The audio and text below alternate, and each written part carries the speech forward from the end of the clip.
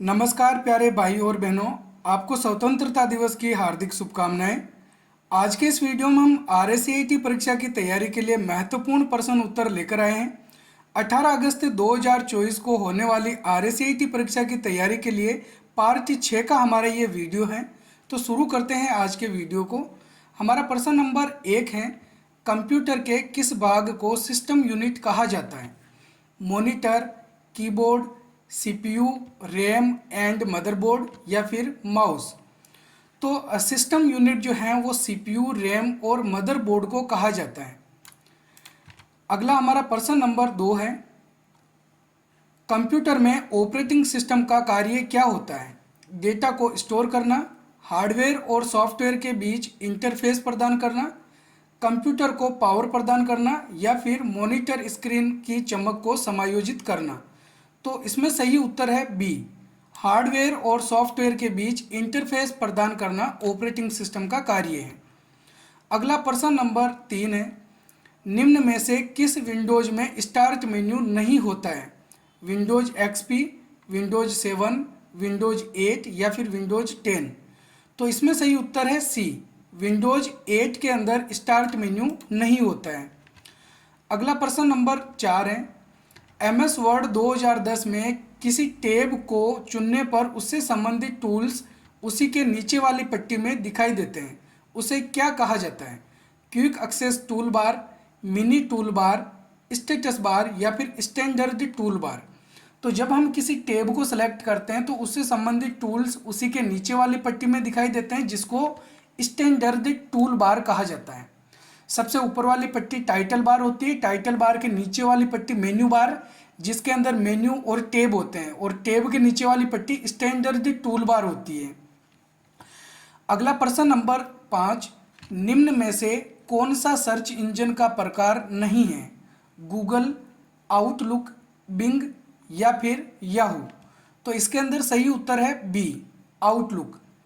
Outlook एक email का प्रकार है, यह सर्च इंजन नहीं है। गूगल, बिंग और याहू ये सर्च इंजन है। अगला प्रश्न नंबर 6 है, कंप्यूटर पर इंटरनेट का मुख्य क्या उपयोग है? शिक्षा, संचार, वित्तीय लेन देन या फिर उपरोक्त सभी। तो इसमें सही उत्तर है डी, उपरोक्त सभी। एजुकेशन, कम्युनिकेशन या फिर फाइनेंशियल लेन देन भी अपन कर सकते हैं। अगला प्रश्न नंबर 7 है, UPI का पूर्ण रूप क्या है? Unlimited payment interchange, ultimate payment internet, unified payment interface या फिर अल्ट्रा पेमेंट इनपुट।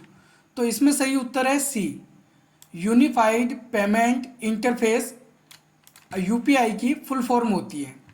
अगला प्रश्न नंबर 8 है, निम्न में से कौन सा एक ई-कॉमर्स वेबसाइट का प्रकार है?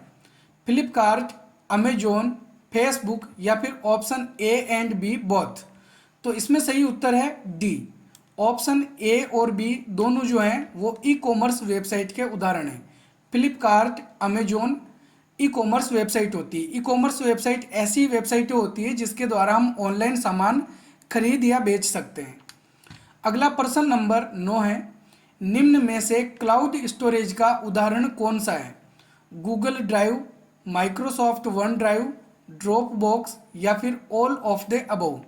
तो इसमें सही उत्तर है D, all of the above. ये जो तीनों ऑप्शन है ये क्लाउड स्टोरेज के उदाहरण हैं।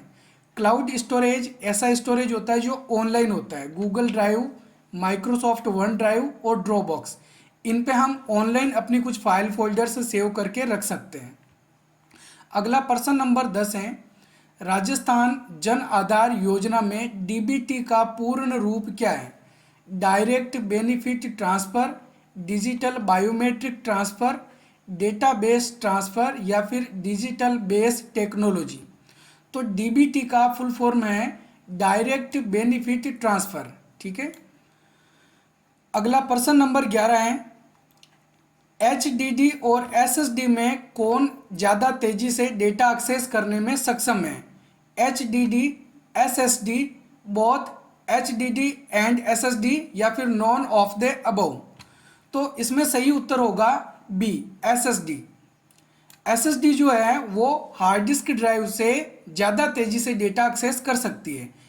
एचडीडी की फुल फॉर्म होती है हार्ड डिस्क ड्राइव और एसएसडी की फुल फॉर्म होती है सॉलिड स्टेट ड्राइव। तो जो सॉलिड स्टेट ड्राइव है वो हार्ड डिस्क ड्राइव का एक नया रूप है। अगला प्रश्न नंबर 12, माइक्रोसॉफ्ट पावर पॉइंट 2010 में प्रस्तुतिकरण यानी प्रेजेंटेशन निम्न में से किससे मिलकर बनता है? पेजेज, वर्कशीट्स, स्लाइड्स या फिर स्प्रेडशीट्स। तो पावर पॉइंट के अंदर जो प्रेजेंटेशन बनता है वो स्लाइडों से मिलके बनता है, स्लाइड्स। ठीक है, जैसे माइक्रोसॉफ्ट वर्ड के अंदर पेज होते हैं उसी प्रकार से पावर पॉइंट के अंदर जो पेज होता है उसको स्लाइड कहा जाता है। अगला प्रश्न नंबर 13, एमएस वर्ड 2010 में फॉन्ट साइज बदलने के लिए किस शॉर्टकट का प्रयोग किया जाता है? Control F, control plus shift plus C, control plus shift plus F या फिर control plus shift plus P. तो फॉन्ट की साइज चेंज करने के लिए कंट्रोल शिफ्ट पी बटन का प्रयोग करेंगे। और अगर हमको फॉन्ट चेंज करनी है माइक्रोसॉफ्ट वर्ड में तो उसके लिए कंट्रोल शिफ्ट एफ का प्रयोग किया जाता है। अगला प्रश्न नंबर 14, किस कुंजी के द्वारा किसी एप्लीकेशन सॉफ्टवेयर में खुले हुए डायलॉग बॉक्स को क्लोज किया जा सकता है? एंटर, एस्केप, टैब या फिर इंसर्ट। तो अगर कोई डायलॉग हमने माइक्रोसॉफ्ट वर्ड ओपन कर रखा है उसमें कोई डायलॉग बॉक्स ओपन है, जैसे फॉन्ट डायलॉग बॉक्स हो गया, या हम किसी फाइल को सेव करते हैं तो सेव वाला जो बॉक्स ओपन होता है, या कंट्रोल ओ ओपन करने के लिए हम शॉर्टकट कुंजी काम में लेते हैं तो ओपन वाला डायलॉग बॉक्स ओपन होता है। तो उसको क्लोज करने के लिए यहाँ पे कौन सा बटन काम में लेंगे? ESC वाला, इसको हम बोलते हैं एस्केप बटन। अगला प्रश्न नंबर 15, निम्न में से इनपुट उपकरण कौन सा है? मॉनिटर, कीबोर्ड, प्रिंटर या फिर स्पीकर। तो सही उत्तर है इसमें बी, कीबोर्ड। कीबोर्ड एक इनपुट उपकरण है, मॉनिटर, प्रिंटर, स्पीकर ये आउटपुट उपकरण होते हैं। अगला प्रश्न नंबर 16, निम्न में से सॉफ्टवेयर का एक प्रकार है OMR, OS, OCR या फिर BCR। तो इसमें सही उत्तर है बी, OS। OS की फुल फॉर्म होती है ऑपरेटिंग सिस्टम। ठीक है, OMR की फुल फॉर्म होती है ऑप्टिकल मार्क रीडर, OCR की full form optical character recognition और BCR की फुल फॉर्म होती है बार कोड रीडर। तो इसमें सही उत्तर OS होगा, ऑपरेटिंग सिस्टम, जो कि एक सिस्टम सॉफ्टवेयर का भाग होता है। अगला प्रश्न नंबर 17 है, माइक्रोसॉफ्ट एक्सेल 2010 में टेबल बनाने के लिए किस शॉर्टकट का प्रयोग करते हैं? Control S, control T, control H या फिर कंट्रोल F। तो सही उत्तर है इसमें बी, कंट्रोल T बटन दबाकर हमने जो भी डेटा सेलेक्ट कर रखा है उसको हम टेबल में कन्वर्ट कर सकते हैं। अगला प्रश्न नंबर 18 है, राजस्थान संपर्क का मुख्य उद्देश्य क्या है? पैन कार्ड सेवाएं प्रदान करना, ऑनलाइन सामान बेचना, नागरिकों को पंजीकरण सेवाएं प्रदान करना या फिर नागरिकों की शिकायत सुलझाने की सेवाएं प्रदान करना।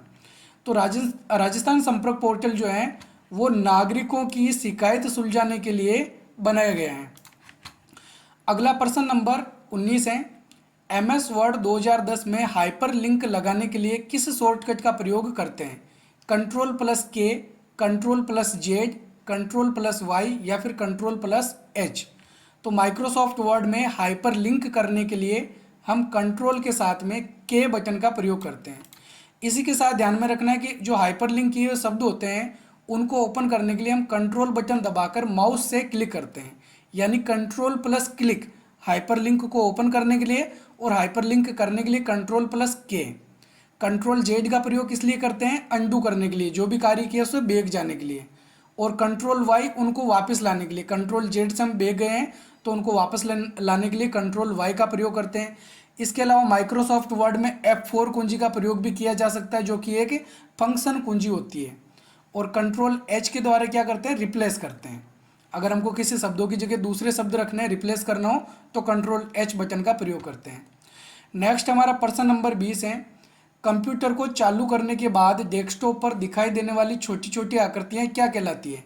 हार्डवेयर, इनपुट, आइकन या फिर मेन्यू। तो जब भी हम कंप्यूटर ऑन करते हैं तो सबसे पहले हमको डेस्कटॉप ही दिखाई देती है। डेस्कटॉप के ऊपर छोटी छोटी कुछ आकृतियाँ बनी हुई होती है जिनको आइकन कहा जाता है। ठीक है, तो सी इसमें सही आंसर होगा। तो ठीक है भाइयों बहनों, ये थे आज के हमारे 20 महत्वपूर्ण प्रश्न उत्तर। उम्मीद है आपने हमारे महत्वपूर्ण प्रश्न उत्तरों को अच्छे से समझ लिया होगा। एक बार फिर आपको स्वतंत्रता दिवस की हार्दिक शुभकामनाएं। हम मिलेंगे एक और नए वीडियो में, तब तक के लिए जय हिंद, जय भारत।